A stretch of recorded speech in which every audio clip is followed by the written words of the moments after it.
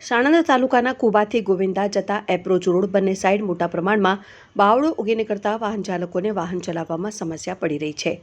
બંને સાઈડમાં સામસામે બાવળો મોટા પ્રમાણમાં ઉગી નીકળતા સામસામેથી આવતા સાધનો દેખાતા ન હોવાથી અકસ્માતનું પ્રમાણ વધવા પામ્યું છે।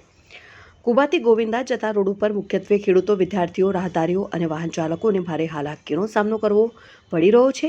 આ અંગે ગોવિંદા ગામના ગ્રામજનોએ મૌખિક તથા લેખિત રજૂઆત સરપંચ સહિત સંબંધિત વિભાગોમાં કરેલ છે, પરંતુ આજ દિન સુધી કોઈ પણ પગલાં લેવામાં આવેલ નથી।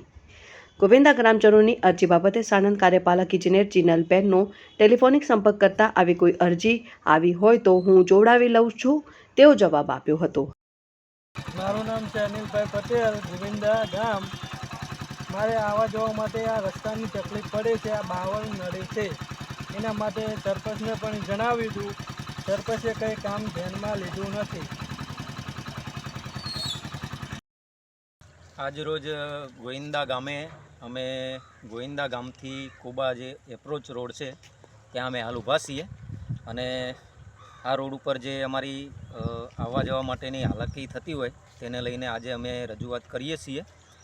અહીંયા ગોવિંદાથી અમારે આ રસ્તા ઉપર એક તો ખેતી કામે અવારનવાર બંને ગામોના ખેડૂતોએ એકબીજાના સીમાડામાં રોજનું ટ્રેક્ટર, બાઇકો લઈને અવર જવર રહેતી હોય, વધતા કોઈ પણ ઉપજ વેચવા જવું હોય સાણંદ અથવા બાવળા તો પણ આ જ રસ્તાનો ઉપયોગ થાય છે અને અવારનવાર આ રસ્તે આવતા જતાં ઘણીવાર સવારમાં વહેલા શિફ્ટ વાઇઝ નોકરી હોય તો અમારા યુવાનો પણ નોકરી જતા હોય તો એમને પણ આવતા જતાં એક્સિડન્ટ થવાની સંભાવના રહે છે।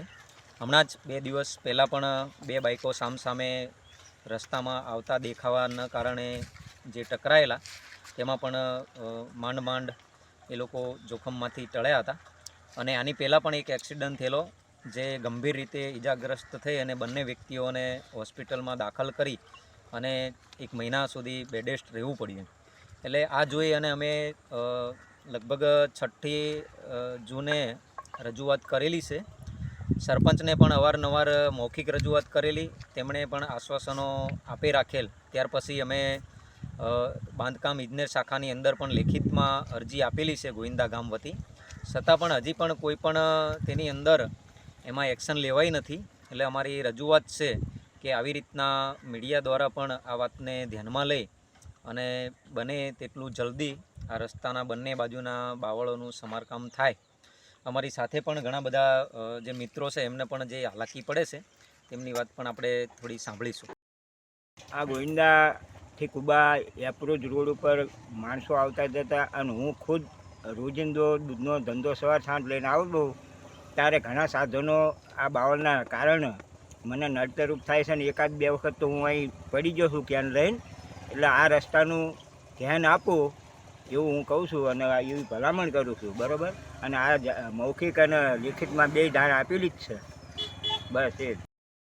આ રસ્તા માટેનો તકલીફ વધારે છે, ટ્રેક્ટરો કે બાઇકો સામે નીકળે એવું છે નહીં, બાવળ બહુ થઈ જાય, રસ્તો સાંકડો પડે, એટલે આ રસ્તાની કંઈ વ્યવસ્થા કરો। એક્સિડન્ટો બાવળ કઢાવવાની એ બધી વ્યવસ્થા થોડીક કરો તો આ સારું કહેવાય।